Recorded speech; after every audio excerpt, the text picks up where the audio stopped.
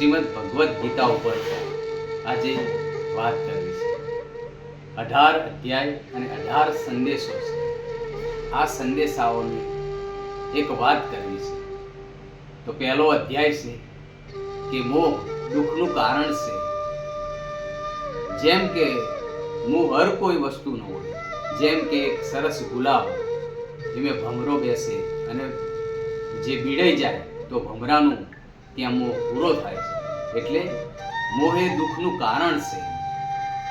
બીજો અધ્યાય છે, આત્મા એ અમર છે, મૃત્યુનું ડરશો નહીં.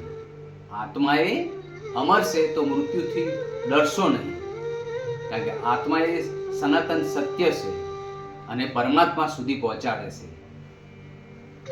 ત્રીજો અધ્યાય, કર્મ કરો, ફળની ચિંતા ના કરો.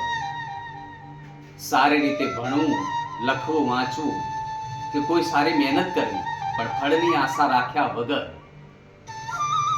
એકવાર અર્જુને કીધું કે પ્રભુ, યુદ્ધની અંદર કોણ જીતશે અને કોણ હારશે? ભગવાન શ્રી કૃષ્ણ કીધું કે તારે તો યુદ્ધ કરવાનું, ફળની આશા રાખવાની નથી. ચોથો અધ્યાય, જ્ઞાનથી જ જ્ઞાનનું અંધકાર મટે છે. હંમેશા જ્ઞાન હોય તો જ્ઞાનથી જ અંધકાર મટે છે. આ અધ્યાય જ્ઞાનનો છે. તો જ્ઞાન એ સર્વોપરી છે. જ્ઞાનથી માણસને જીતી શકાય છે. જ્ઞાનથી માણસને નિર્મળ ભાવ બતાવી શકાય છે. જ્ઞાન એ અંધકાર મટાડે છે. પાંચમો અધ્યાય, શાંતિ પોતાની અંદર જ શોધો. હંમેશા શાંતિ છે પોતાના અંદર શોધવાની છે, બીજે ક્યાંય ફાંફા મારવાના નથી.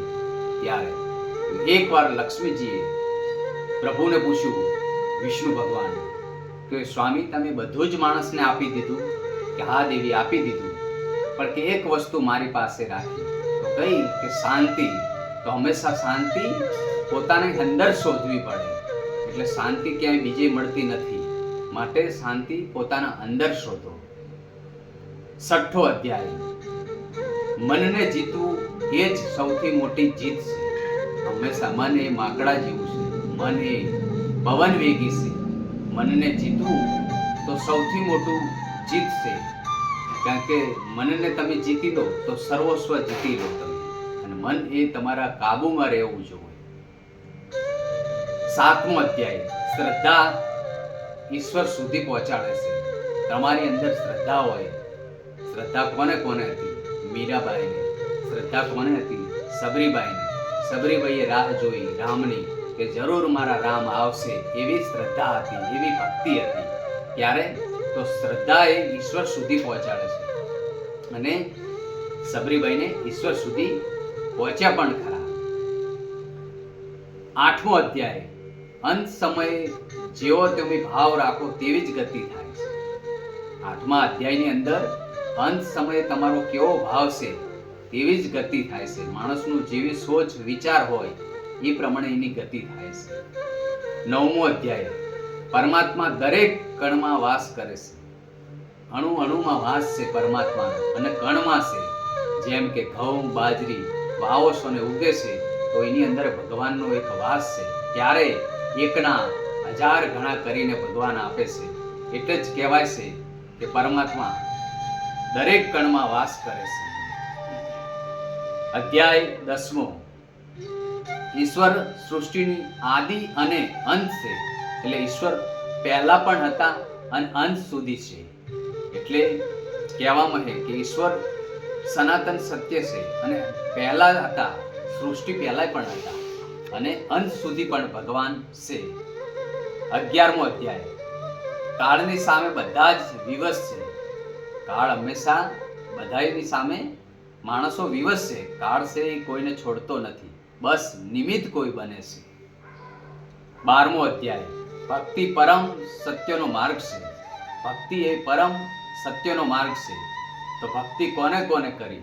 ભક્તિ નરસિંહ મહેતા, ભક્તિ એ કરી મીરાબાઈએ, સંત તુકારામ, ભક્ત પ્રહલાદ, ધ્રુવ, આવા અનેક વ્યક્તિઓ ભક્તિ કરી. તો ભક્તિ એ પરમ સત્યનો માર્ગ છે. 13મો અધ્યાય, શરીર ક્ષેત્ર છે અને આત્મા તેનો જ્ઞાતા છે. શરીર એ ક્ષેત્ર છે, એટલે એનો વિસ્તાર છે, અને આત્મા તેનો જ્ઞાતા છે, એટલે જાણકાર છે, જ્ઞાન ધરાવનાર છે. 14મો અધ્યાય ગુણોથી ઉપર ઉઠીને મુક્તિ સંભવ છે. જો ગુણો હોય તો એના ઉપર ઉઠીને મુક્તિ સંભવ છે. 15મો અધ્યાય પરમાત્મા જ સંસાર રૂપી વટવૃક્ષ છે. વટવૃક્ષ એટલે વિસ્તાર એનો. વટવૃક્ષ હંમેશા મોટું જ હોવું જોઈએ. જેમ કે આજે પણ કલ્પવૃક્ષ તરીકે કહેવાય જે વડ છે, તો આજે વડ દિવાલમાં પણ ઉગે છે, તો સૂર્યના કિરણથી તેને કોઈ પાણી પાતું નથી, છતાં પણ ભગવાનની કૃપાથી એ મોટું વટવૃક્ષ બની જાય છે. એટલે પરમાત્મા એ સંસાર રૂપી વટવૃક્ષ છે. અને 16મો અધ્યાય અહંકારને ત્યાગ કરો અને દેવી ગુણ ગાઓ. અહંકારનો ત્યાગ કરો અને દેવી ગુણ ગાઓ. 7મો અધ્યાય જેવી તમારી શ્રદ્ધા હશે તેવા જ તમે બનશો. જેવી તમારી શ્રદ્ધા હશે તેવા જ તમે બનશો. અને 18મો અધ્યાય બધું જ ઈશ્વરને સોંપી દો, તે જ તમને બચાવશે. 84 લાખ જીવો છે, તેમાં માનવ એટલે કે માણસ ધન કમાય છે અને બીજા જીવો ક્યારે ભૂખ્યા નથી રહેતા, છતાં પણ તેમનું ભરણ પોષણ કરે છે ભગવાન, પણ માણસનું પેટ ભરાતું નથી. 84 લાખ જીવો છે, છતાં પણ ભગવાન તેમનું ભરણ પોષણ કરે છે અને જીવાડે છે. એ જ માણસો આજે બધું છે, છતાં પણ માણસ ખલાસ છે. ભગવાનને મન બુદ્ધિ, માણસને મન અને બુદ્ધિ વિશેષ આપી છે. જીવજંતુઓ બધા જ કરતી હતી. આપણે જીવનમાં નિત્ય કંઈક ક્રમ હોવો જોઈએ. મનુષ્ય અવતાર મળ્યો છે તો તમારો નિત્ય ક્રમ શું? તો પશુ પંખીને ચણ નાખવા, કિરિયાણાને નગરું પૂરવા, ગાયને ઘાસચારો, કંઈક પુણ્યદાન કરવું, ત્યારે મનુષ્ય જીવન તમારું સાર્થક કહેવાય છે. આવેલું આ ધરતી ઉપર કંઈક યથાર્થ કહેવાય છે.